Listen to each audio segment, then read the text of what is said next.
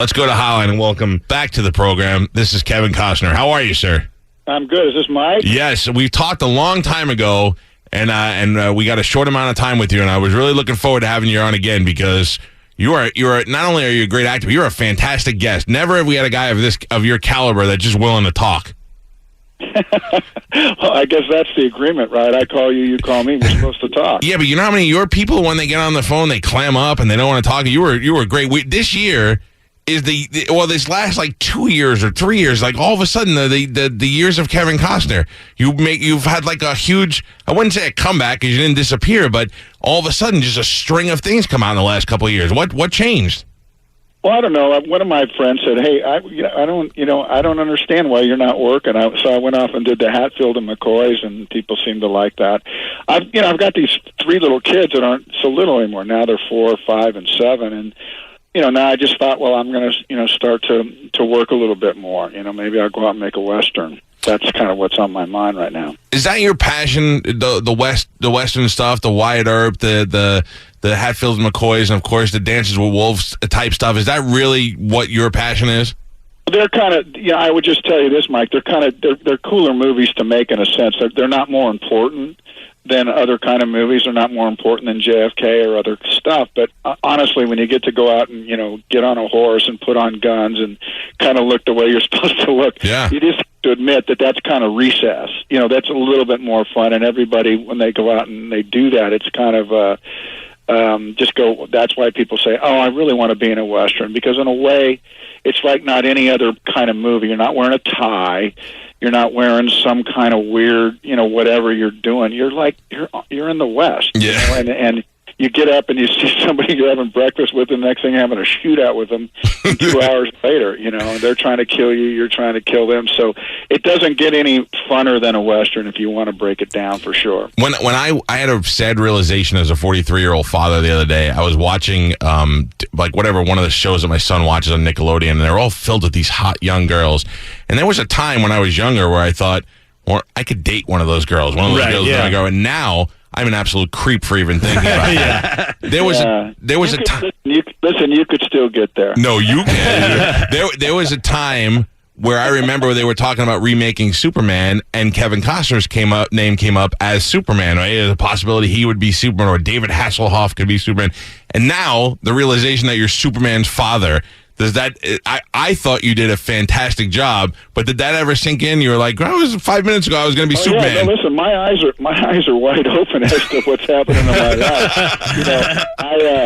I certainly wasn't going to put myself through the diet to be Superman. I wasn't going to make my hair curl on my forehead either. So, I got to say that, the uniform of Superman always kind of bugged me. Yeah. I'm not a Superman guy. I'm not a cape guy. I appreciate those movies, but you just got to outact the costume, and I'm not into that. Well, I'll tell you, we were talking about the movie before you called, and there's 2 scenes in that movie that I think that you do a fantastic job at, almost without saying anything. One of them is literally without saying anything. The one scene where you're showing him the spaceship and they have a little bit of an emotional conversation. The kid said he just wants you to be his dad. I got to tell you, I'm there with my son. I almost started crying in the movie theater. But but the way you deliver that line with a little bit of tear in your voice, it's hard to do as a man. Yeah, well, they say in life only another man can make another man cry. Yeah. And, and we look at our wives and you go, I'm not crying at that. But when you see a guy kind of give it all, as a guys, that always makes us step back, and I've always it's a generalization what I just said, but I think you understand what I'm saying. Absolutely. And then the other thing that we've always commented on after we saw the movie is how strong of a look that is. Just a head shake, and you know exactly what you're saying. For him not to show the rest of the people that he's Superman, don't try and save you, that you're good with going and him living his life. Yeah, it's such a bold scene because there's no dialogue, but you get so much out of it. Yeah, I mean that was kind of a different part of that whole movie. That kind of it was like almost it grounded it in some weird way. Listen, movies when they're working at their best are about stuff like you want to have a catch. You know what I mean? Yeah. It's weird how when movies are really working at their very best, they become things you never ever forget. And movies have an advantage over all of us in a way. It's like anytime we get into like weird situations where we have to come up with the right thing to say, half the time we're driving home and go, why didn't I say that? Yeah. It always comes to us on our way home. Why didn't I say that? Why didn't I do that? Well, the movies have a way of bringing those kind of pressure moments right in front of us, and then we see a character either get to say the right thing, do the thing we wish we could have done, and that's the difference. I always thought to how did my dad always know what to say to me at a really critical time? Well, when you have kids and your kids are kind of messing up, and then you kind of drag them into the room to tell them what time it is, you're thinking to yourself, what am I going to say to this guy? What am I going to say to my kids? Yeah, you realize your dad had no idea what he was going to say. Like we're always searching for the words, and it's the people in the movies that seem to know exactly what to say. Sure. We're talking to Kevin Costner. Kevin Costner, of course, a great actor, but is going to be at the Strawberry Festival with his band, Modern West. Now, certainly on a much smaller scale, this show has been in this market for 20 years. We've all the guys that I work with are musicians, and I'm not. And then one day I decided it would be smart if I became one, and we have a band. And the band has become very successful, but immediately with success come all the haters. I could only imagine what you had to go through the first time you said, I'm putting a band together. No matter how good your band could be, everybody's going to be like, stupid Kevin Costner's got to thinks he's a rock star. He's always an actor now. He's a musician. No, there's a whole world that like to cut your head off and watch it roll out into the street. But what are you going to say to those people? The truth is, when I started to do this band, I didn't have a plan for it. I just wanted to play music wherever I was making a movie, right? So there was no grand plan to make a record. There was no grand plan to get a check. There was no grand plan to tour, nothing. And the only plan was to just play original songs. And that was really kind of all I wanted to do. So I've never felt a need to kind of let anybody know what I was doing. But, weirdly enough, this band is still together 10 years from now. We've played all over the world. I mean, I played the Kremlin. I played South America. I've opened for Paisley and for Kenny Chesney and different guys. And that was not a plan. And so anybody that's listening that's not just a complete prick, a bitter person, they might as well. The trick is just go do what you love to do and then see how that unfolds. Sure. So, there's no grand plan with Modern West. It was just to play loud and play really original music for people who are standing and drunk. Do you write it all? Yeah, I co-write on a lot of these songs. Yeah, and a lot of these songs were written during the making of these movies. So when I play music, are you guys going to be at the festival by chance? Well, I'll tell you, last time you played, we didn't get the opportunity to come see you. I don't know what the situation is, but I would really like to this time because it actually falls on a time where we can put it in. He was playing before or after the Rays game, and we had a gig that same night. Okay. But, hopefully what happens, you come backstage, and then we'll go out there, and you'll see we play really, really hard. And most of these songs, like I said, were written during the making of this movie. So when I come on stage, I don't really try to separate my movie career from my music thing. They go hand in hand. This isn't a moment where I put on black leather pants and go take me seriously. If you do that, I'd definitely go. Yeah. Kevin Costner will be with Modern West at the Strawberry Festival on Saturday at 7:30. When we were talking about your movies before, can you pick? I know actors always say movies are like my babies, and same thing probably with your songs. If you had to pick your top three without Dances with Wolves. Yeah, well, God, geez. Yeah, don't go easy. Because it's pretty hard for me, and I'm kind of glad on some way that I don't think my career has drilled down to a single movie. But like, what would I'd love Bull Durham. I loved Open Range. I loved God damn. I know. I'm gonna tell you mine, whether you want to hear it or not. I love The Perfect World. I was. Oh yeah, it's great. I thought that was fantastic. I love seeing you almost as kind of a bad guy. I loved No Way Out, which there's that great line in Perfect World, right? It's a good size for a boy your age. Yeah, that kid was great too. And then No Way Out, which I think was my introduction to you. When I was a kid, which was fantastic, and even though this was a little bit more commercial and not maybe the Untouchables will last forever with me. Yeah. I never saw the TV show. I never had anything to do with that before, but I when I saw that movie, I walked away with a new love for a different kind of mob movie, and I thought it was great. Well, listen, man, I've had a good run, and I've obviously worked for it, but I'm not. It's not lost to me how good things have been. Yeah. And well, you never seem bitter. You never seem bitter when you see like you don't never seem like you're in a bad mood about anything. You appreciate all the great things that you've earned. Well, I'm just like right now. I'm treated really well wherever I go around the world. It's like I get the good hotels, I get all that stuff, and I'm thinking, when I was 19, 20, that wasn't on the books for me. Sure. I was gonna, be a manual labor guy. Was pretty. My dad was, and so, it's like. I know it's been a good run. It hasn't been a perfect run for me. I've been bruised for sure, but anybody has.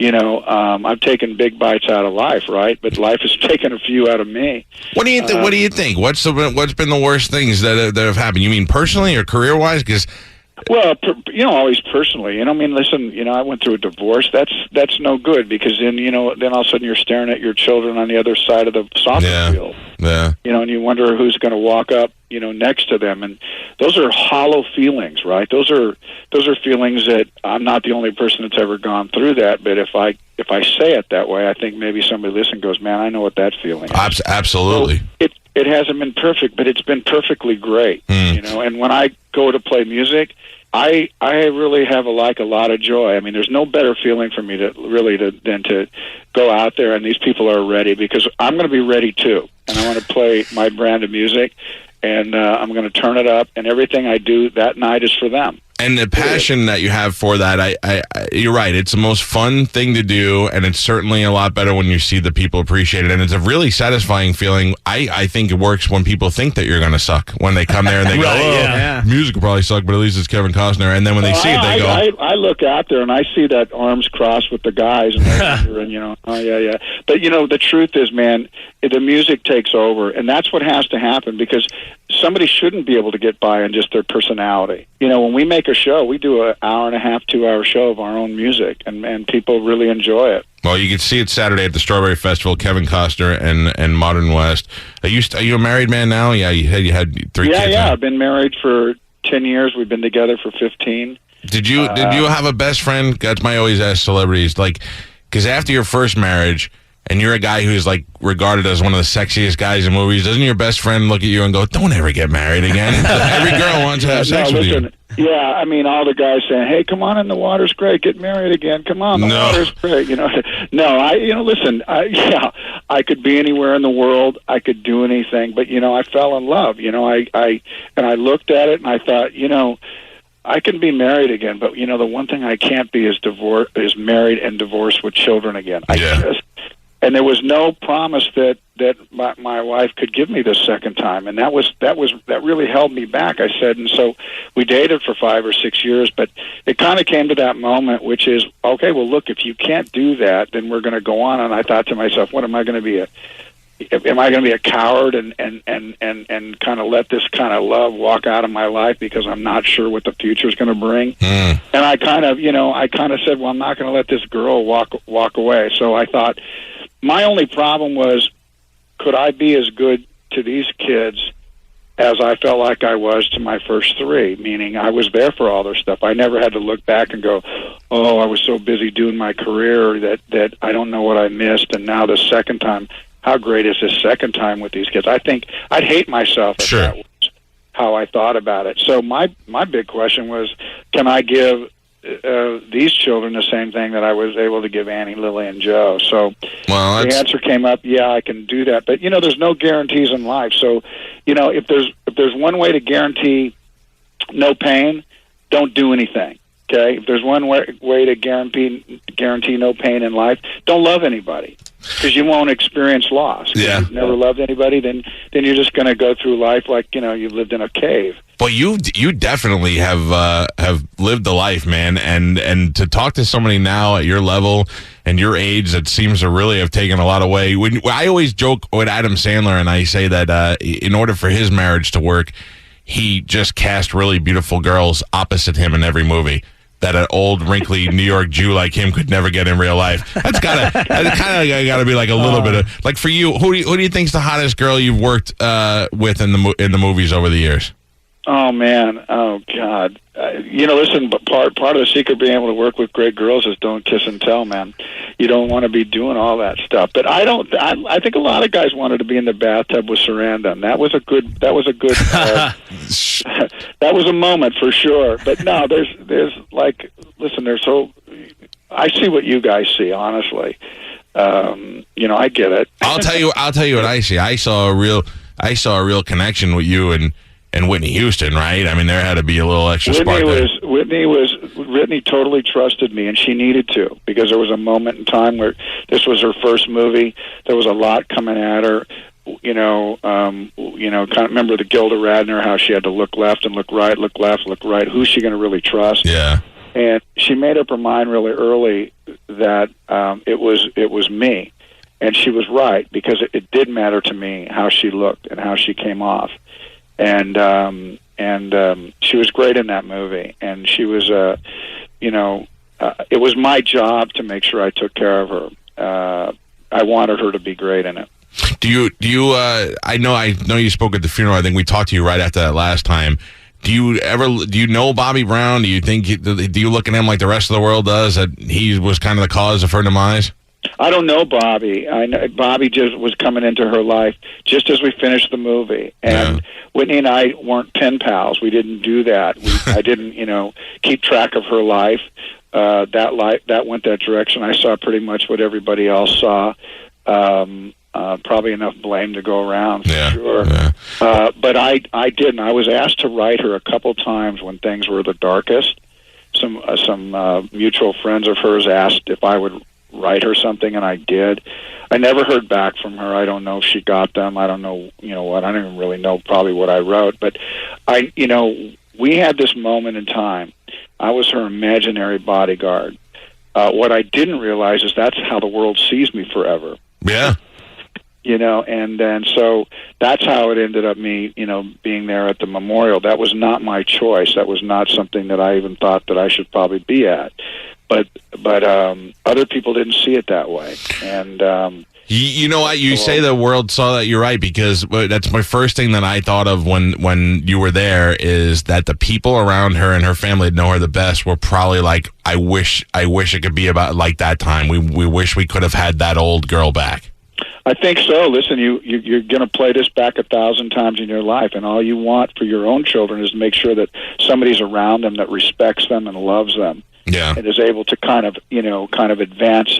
Listen, we all want to get better, right? We all want a little bit more, and we do in life. And I think they want her back, right? That's what they want. They want it. But sure. Life's precious, man, and it rolls, and you can make mistakes, and sometimes you can't come back from the edge, and that's what happens. And to some people, I mean, I bet you everybody has had that moment where they needed to go left and went right, and it saved their life. Yeah. Before we let you go, I don't want to take up too much of your time, but work-wise, what else do you want to do? What haven't you done that you want to do?